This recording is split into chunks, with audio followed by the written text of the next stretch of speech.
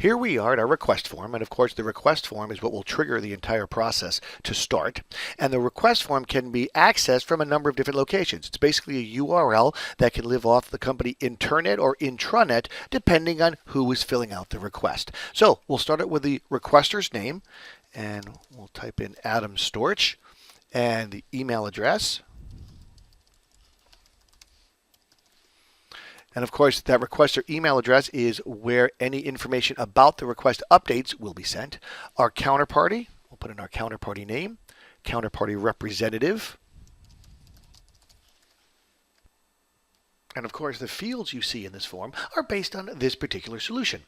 Based on what the business process is and what we're trying to accomplish, you would have different form fields. And you can also see you can have text boxes like where it says estimated annual amount of spend. You can have drop-down lists for the currency as you see there.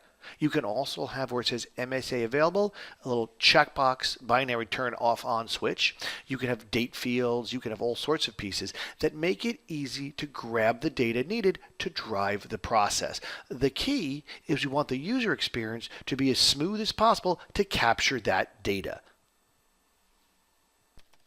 Now, as we talked about, the idea is to review a set of documents, so we're going to bring those documents into the system. So let's drag those in. We'll drag in this document for our supporting documents. And of course, we'll drag in this document as a working document. And from here, all I do is hit submit. By hitting submit, it will upload the files and of course, kick off the workflow process. Once the form is submitted, of course, the workflow is started and people who are assigned tasks will receive notifications. Here is such a notification for the first task in the workflow. This went to Adam Storch. So he has been notified that there's a CR request, contract review request. The number was automatically signed when the workflow is created. And here, of course, is all the pertinent information about that request right in the email. The requester name, counterparty, and so forth. So all that information is provided right there. And of course, down at the bottom, what you have is a link to the folder in Box where these documents are being stored for this particular request. You also have a link to the CR request form. So let's click on that request folder and take a look at the documents that have been sent to us. So here we have single sign-on setup, of course, so I'll hit continue. And of course, here we are in our folder. Let's widen this screen out a bit. So as you remember, we went off and submitted the folder for Tivana. That was our particular vendor we entered. Here's the CR that was automatically created. You'll notice it automatically created a folder structure for us based on this particular solution just by filling out the form. Here is a memorialized version, if you will, of the data that was entered. So here's that CR number and all the original information. So you can see what was originally provided to us as part of the form submission. And if I go into, say, working documents, here is the working document that was uploaded. Now, another key thing to notice is, of course, when I go to details over here on the right, and I'll scroll down, and you'll see that this particular metadata, the contract request number, contract status, contract validator, all this metadata was automatically filled in when that document was either dropped into the folder or, of course, as part of the workflow. Example, QA person being Jason. Now, this metadata now allows us to easily find this document when searching. So let's do that. Let's go back up here. And of course, our out-of-the-box box searching.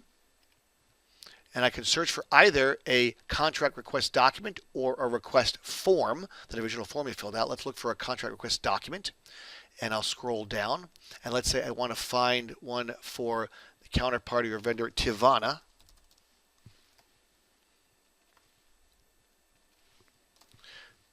And if I hit search, here's entirely too long a list. Let's make this list a little shorter. Add some more criteria here. As I said, I just want the ones for Jason doing the QA, so I'll just type in here Jason and hit apply. Much better.